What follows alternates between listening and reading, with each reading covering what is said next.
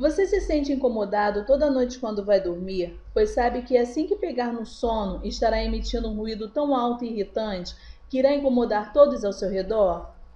Você já se sentiu constrangido ou deixou de participar de qualquer festa ou evento, pois teria que dormir junto com outras pessoas? E quanto às piadas? Você já se sentiu ofendido por causa de algum comentário de mau gosto feito por seus amigos? Se o ronco está arruinando a sua vida, fique comigo até o final desse vídeo, que eu vou te apresentar uma solução para ele hoje.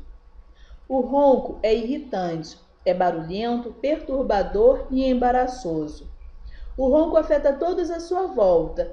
E se você é uma das milhares de pessoas ao redor do mundo que sofrem com esse problema, então você sabe quanto isso pode afetar seus relacionamentos. Você gostaria de dormir tranquilo, sem o medo de estar perturbando os outros por não poder controlar seu ronco? Imagine dormir profundamente todas as noites, sem estressar sua família com o som irritante do seu ronco. Imagine controlar ou eliminar de vez o seu ronco, sem gastar com medicamentos caros, nem passar por cirurgias invasivas.